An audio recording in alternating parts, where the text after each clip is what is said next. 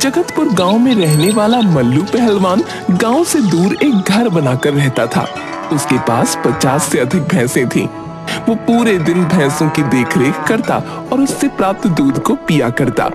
उस पहलवान की यही दिनचर्या थी। वो दूध पी पी कर बहुत बलशाली हो गया था। एक दिन गांव का हरिया उस रास्ते से जा रहा था। मल्लू पहलवान उसे रोकता है। अरे भाई हरिया, जरा मेरी बात सुनो, मुझे तुमसे बहुत जरूरी बात करनी है। हाँ पहलवान जी, बताइए क्या बात है? मेरा विवाह किधर होगा, मुझे बताओ जरा। मल्लू पहलवान जी, ये मुझे कैसे पता होगा कि आपका विवाह किधर होगा? मैं तो ये भी नहीं जानता कि मेरा विवाह किधर होगा। तो आपके विवाह की दिशा मैं कैसे बता सकता हूँ? अगर तुम मुझे नहीं बताओगे कि मेरा विवाह किधर होगा, तो मैं तुम्हें अभी उठाकर जमीन पर पटक दूंगा। पहलवान जी, आप कैसी बातें कर रहे हैं? जल्दी बताओ, वरना मेरी मार खाने को तैयार हो जाओ। पहलवान जी, मुझे माफ कर दीजिए, मुझे जाने दीजिए, मेरे छोटे छोटे बच्चे। मल्लू पहलवान गुस्से में हरिया की पिटाई कर देता है। कुछ दिनों मल्लू पहलवान उस रास्ते पर आने वाले हर आदमी से यही सवाल पूछता, मेरा विवाह किधर होगा? और लोग उसका उत्तर ना दे पाए तो वो उन लोगों की पिटाई कर देता था। वो अपने साथ 50 किलो का लोहे का डंडा रखता था। आवश्यकता पड़ने पर उसी डंडे से वो युद्ध किया करता था। एक दिन की बात है, एक ब्राह्मण और एक नाई दूर देश विवाह की रस्म करने उस रास्ते से जा रहे थे। रास्ते में मल्लू पहलवान मिल गया। मेरा विवाह किधर होगा? तुम्हारा विवाह? बताता हूँ, तुम्हारा विवाह वो उधर होगा है। तुम दोनों ने मुझे बहुत खुश किया है। मैं तुम दोनों को अपनी ये 50 भैंसे इनाम में देता हूँ। अब ये मेरे किसी काम की नहीं है। आपका बहुत बहुत धन्यवाद पहलवान जी। ये सब तुम लेते जाओ। अब ये सब मेरे किस काम के? अब मैं चला अपने ससुराल खातिरदारी करवाने। मल्लू पहलवान उस ताड़ के पेड़ को लक्ष्य बनाकर वहां पहुंच गया। वहां एक झोपड़ी थी, उसके अंदर बिमला और एक बच्चा था। वहां जाकर, नमस्कार, मैं हूँ मल्लू, मैं पास के गांव में ही रहता हूँ। विमला को समझ नहीं आया कि ये कौन है। फिर उसने सोचा, ये शायद मेरे पति के जानकार होंगे। ये लीजिए बाल्टी और लोटा, हाथ पैर धो लीजिए। मैं मेहमानों का कमरा खोल देती हूँ, आप आराम से वहां बैठ सकते हैं। विमला का लड़का रो रहा था। लड़के को क्यों रुला रही है? विमला को कुछ नहीं समझ आता। तभी विमला का पति आता है। उस आदमी को वहां पाकर अचरज में पड़ जाता है। अपनी पत्नी से पूछता है, ये कौन है? पता नहीं ये कौन है।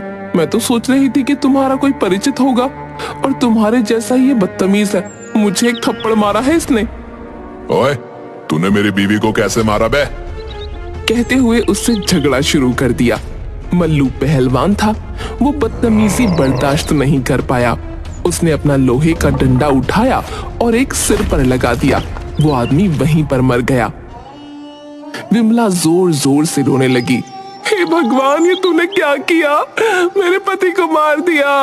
वो मेरा सहारा था। उसके सिवा मेरा और मेरे बच्चे का इस दुनिया में कोई नहीं। अब हमारा क्या होगा? अरे तुम रो मत, तुम चुप हो जाओ। मैंने जानबूझकर उसकी जान नहीं ली है। मुझे क्या पता था कि एक डंडे की मार से ही वो मर जाएगा। विमला और जोर जोर से रोने लगी। हे भगवान, ये तूने क्या कर दिया? अब हमारा क्या होगा?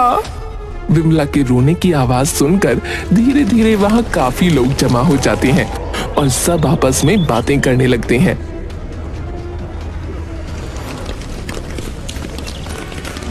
देखिए भाई, न्याय के अनुसार तो अब इस पहलवान को ही विमला और उसके बच्चे की जिंदगी का निर्वाह करना होगा। लेकिन इस पहलवान से ये कहेगा कौन? ये तो सीधा डंडा उठाएगा और जान ही ले लेगा। ये लोग बात तो सही कह रहे हैं। ये बेचारी विमला इतने छोटे से बच्चे को लेकर कैसे अपना जीवन व्यतीत करेगी, कहां जाएगी? मुझे इसकी और इसके बच्चे के जीवन निर्वाह की जिम्मेदारी ले लेनी चाहिए। तुम रो मत, ये सब मेरी वजह से हुआ है, इसलिए आज से मैं तुम्हारे और तुम्हारे बच्चे के जीवन निर्वाह की जिम्मेदारी लेता हूँ। मल्लू पहलवान विमला के घर में रहने लगता है। 6-7 दिन बीत जाते हैं और घर में जमा राशन पानी खत्म होने लगता है। कुछ कमाई करोगे या ऐसे ही भूखे मरेंगे? बिना कमाई के जीवन कैसे चलेगा? मल्लू पहलवान भैंसों का दूध पीने के अलावा कुछ काम नहीं जानता था। उसने विमला से पूछा, कमाई वो क्या होती है, बताओ? हे भगवान, तुम कैसे आदमी हो? शरीर से तो इतने तगड़े दिखते हो और दिमाग सरसों जितना भी नहीं है। तुम आज तक जिंदा कैसे हो? करते क्या थे? वो तो छोड़ो, खाते क्या थे तुम? मैं तो भैंस का दूध पीता था। भैंस? कहाँ है भैंसें? और किसकी भैंसों के बारे में बात कर रहे हो? मेरे पास 50 से अधिक भैंस थी। मैं उनका दूध निकालता था और वही पी लेता था। अब कहाँ है तुम्हारी भैंसें? उन्हें ले आओ, हम उनका दूध निकालकर गांव में बेच देंगे, अच्छे पैसे मिलेंगे। वो तो अब मेरे पास नहीं है। विमला आश्चर्य से उसकी ओर देखते हुए, फिर कहाँ गए? वो तो मैंने दान में दे दी। तुमसे मैंने जो पूछा है वो तो तुम जवाब नहीं दे रही और उल्टा मुझसे ही सवाल पूछ रही हो। बताओ कमाई क्या होती है? राजमहल में जाकर राजा से कुछ खेती के लिए जमीन मांग लो, जिस पर खेती करके अपना अनाज उपजाया करेंगे। पहलवान अपना डंडा हाथ में लेकर राजमहल की तरफ चल पड़ा। राजमहल से कुछ दूर लोगों ने उसे अपनी ओर आते देखा तो वो सब डर के मारे थर-थर कांपने लगे।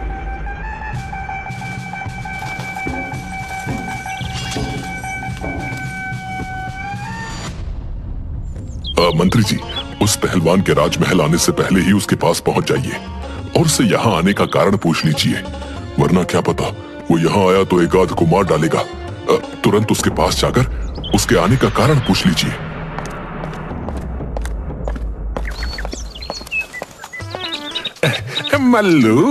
मल्लू पहलवान, तुम यहाँ क्या कर रहे हो? मैं महाराज से मिलने जा रहा हूँ। लेकिन क्यों? तुम्हें महाराज से क्या काम है भला? मुझे बताओ, मैं तुम्हारा संदेश महाराज तक पहुंचा दूंगा। मैं महाराज से खेती करने के लिए कुछ जमीन मांगने जा रहा हूँ, ताकि उस पर अनाज उगाकर मैं विमला और उसके बच्चे का भरण पोषण कर सकूं। तुम यहीं ठहरो, अच्छा? मैं राजा को बताकर आता हूँ। अच्छा? मंत्री राजा के पास आता है और उसके आने का कारण बताता है। वो जितनी जमीन और जहां मांग रहा है उसे वहां दे दो। मंत्री तुरंत मल्लू पहलवान के पास जाता है और चालाकी से उसे शमशान घाट के पास पड़ी बंजर जमीन दे देता है। मल्लू पहलवान और विमला महाराज द्वारा दी गई जमीन पर जुताई करने के लिए जाते हैं।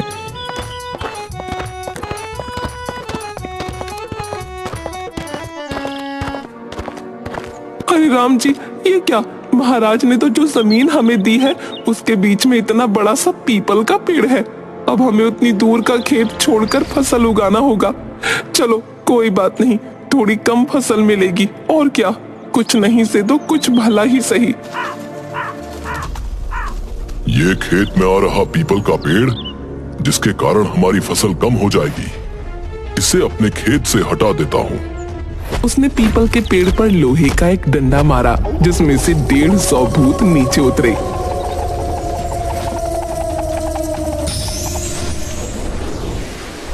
अच्छा, तो तुम सब ने मिलकर ये पीपल का पेड़ मेरे खेत के बीच में लगा रखा है। तुम मुझे जानते नहीं हो, मैं मल्लू पहलवान हूँ, मल्लू पहलवान। मुझसे तो सब डरते हैं। तुम किस खेत की मूली हो? अभी तुम्हें तुम्हारी नानी याद दिलाता हूँ। तू तू पहलवान होगा अपने घर का। हम भूत हैं और हमसे तो सारी दुनिया डरती है। तू क्या चीज है मच्छर कहीं का? हम अभी तेरा कचुम्बर बना देंगे। थोड़ी ही देर में भूतों की सारी गलतफहमी दूर हो जाती है। किसी का हाथ टूटा, किसी का सर फूटा, किसी का पैर टूटा। सभी लाइन से खड़े हो गए और मल्लू पहलवान से माफी मांगने लगे। हमें माफ कर दो, हमसे गलती हो गई। तुम तो सच में बहुत बलवान हो, लेकिन इस पीपल के पेड़ को हटाने का कारण तो बताओ। तुम ये पेड़ क्यों हटाना चाहते हो? ये पीपल का पेड़ मेरे खेत के बीच में आ रहा है, इसलिए मैं इसे यहाँ से हटा दूंगा और यहाँ खेती करूंगा। खेती तो तुम ऐसे भी कर सकते हो पहलवान जी। इस पेड़ को हटाने की क्या जरूरत है? इस पेड़ की वजह से मेरे खेत में कम पैदावार होगी और मुझे वो बिल्कुल पसंद नहीं है। मुझे पूरी फसल चाहिए, इसलिए मैं इसे यहाँ से हटा दूंगा और यहाँ खेती करूंगा। हम इस खेत से होने वाली सारी पैदावार के बराबर आपके घर में राशन पहुंचा देंगे, परंतु ये पेड़ आप मत तोड़ो। ये हमारा घर है और हम यहाँ कई वर्षों से रह रहे हैं। मल्लू पहलवान बलशाली था और बलशाली लोग सदैव दया करते हैं, इसलिए उसने भूतों की बात मान ली। ठीक है, मुझे तुम सब पर दया आ गई, इसलिए मैं ये पेड़ यहाँ से नहीं हटाऊंगा। लेकिन मेरी एक बात कान खोल कर सुन लो। अगर मेरे घर में राशन की कमी हुई तो मैं इस पेड़ को अगली बार एक बार में ही गिरा दूंगा और फिर मैं किसी की कुछ नहीं सुनूंगा। जी पहलवान जी, आप निश्चिंत रहिए, आपके घर राशन समय पर पहुंच जाया करेगा और कभी राशन की कमी भी नहीं होगी। बस आप ये पेड़ मत हटाइएगा। मल्लू पहलवान घर चला गया। अब भूतों ने मल्लू पहलवान के घर 6 महीने का राशन भंडार कर दिया। मल्लू पहलवान मौज की जिंदगी यापन करने लगा। भूतों को ये सौदा बहुत महंगा पड़ा। वो काम कर कर के दुबले होने लगे। एक दिन बाद भूतों के गुरुजी वहां पहुंचे और उन्होंने उन सबको दुबला पाकर पूछा, क्या कारण है मेरे शिष्यों? तुम सब इतने दुबले दिखाई दे रहे हो। क्या तुम्हें समय पर भोजन पानी नहीं मिल रहा या फिर कोई और कारण है? मुझे बताओ, मैं तुम्हारा गुरु हूं। गुरुजी, हम बहुत बड़े संकट में फंस गए हैं। ये जमीन एक पहलवान ने ले ली है और वो यहाँ खेती करना चाहता है। तो इसमें तुम दुबले क्यों हो रहे हो भाई? गुरुजी, उस पहलवान की हुजूरी करने और उसको राशन पहुंचाने के काम में हमारा सारा वक्त चला जाता है, जिसके कारण ना तो हम ठीक से खाना खा पाते हैं और ना ही सो पाते हैं। यही कारण है गुरुजी कि हम दुबले होते जा रहे हैं।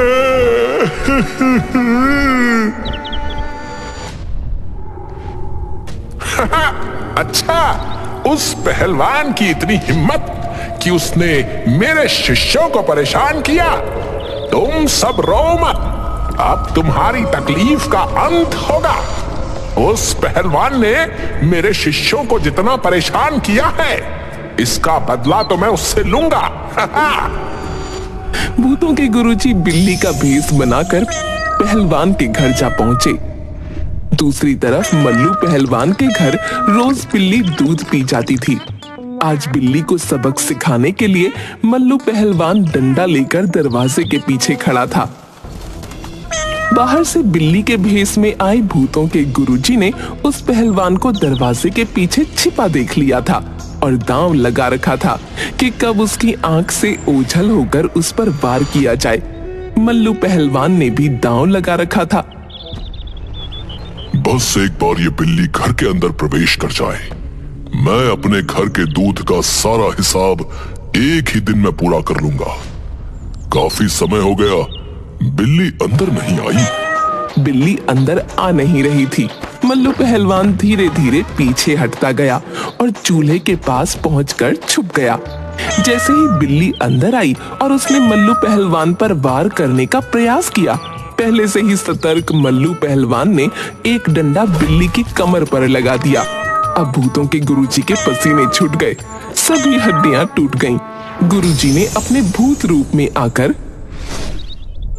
अरे अम्मा, अरे पापा, अरे मेरी तो कमर तोड़ दी, मैं तो मर गया, मुझे माफ कर दो पहलवान जी, मुझसे गलती हो गई, मुझे माफ कर दो। तुम कौन हो और यहाँ बिल्ली के रूप में क्या कर रहे थे? आपके खेत में जो पीपल का पेड़ है उस पर रहने वाले भूतों का मैं गुरु हूँ और मैं गलती से यहाँ आपसे बदला लेने आ गया था। मुझे माफ कर दीजिए, मुझे जाने दीजिए। इतनी आसानी से कैसे जाने दूंगा तुझे? तू तो मुझसे बदला लेने आया था ना। रुक जा तू। नहीं नहीं पहलवान जी, मैं हाथ जोड़ता हूँ, मुझे यहाँ से जाने दीजिए। अब जिंदगी में कभी ऐसी गलती नहीं करूँगा, आप बस मुझे छोड़ दीजिए। इसके बदले मैं आपको जो चाहिए वो दे दूंगा। इसके बदले में आपको जो चाहिए वो ले लीजिए, बस मुझे जाने दीजिए यहाँ से। ठीक है, मैं तुम्हें छोड़ देता हूँ, लेकिन तुम्हें यहाँ आने की सजा मिलेगी। कहिए पहलवान जी, क्या सजा है? मैं हर सजा स्वीकार करता हूँ। जितना राशन मेरे घर आता था ना, अब उससे दुगना राशन मेरे घर आएगा, समझे? तभी मैं तुझे यहाँ से जाने दूंगा। जी पहलवान जी, मैं स्वीकार करता हूँ, आपके घर जितना राशन आता था अब उससे दोगुना राशन आपके घर आया करेगा, बस मुझे छोड़ दीजिए। मल्लू पहलवान ने भूतों के गुरुजी को वहां से जाने दिया। गुरुजी शिष्यों के घर पहुंच गए। गुरुजी की हालत देखकर शिष्य समझ गए, फिर भी उन्होंने पूछा, क्या हुआ गुरुजी? आपकी ये हालत कैसे हो गई? कमीनों, कुत्तों, तुम सबने मुझे पहले क्यों नहीं बताया कि वो इतना ताकतवर है? कौन से जन्म का बदला लिया तुमने मुझसे?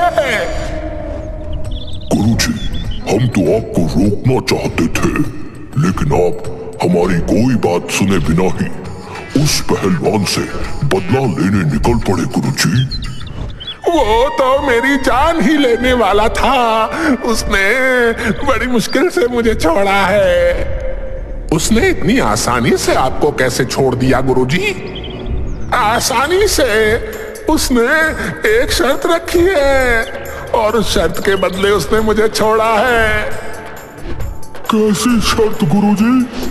उसके घर पहले जितना राशन आता था अब उससे दुगना राशन पहुंचाना होगा, वरना वो तुम सबके साथ साथ मुझे भी खत्म कर देगा।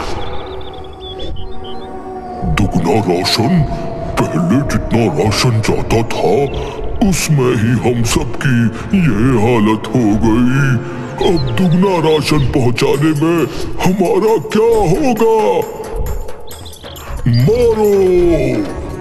सारे भूत रोते हुए गुरुजी को मारने दौड़ते हैं और गुरुजी किसी तरह अपनी जान बचाकर वहां से भाग निकलते हैं। बेचारे भूतों को अब मल्लू पहलवान को पहले से राशन दुगना पहुंचाना होगा। एक तो पहले ही भूत दुबले थे, अब ये आफत।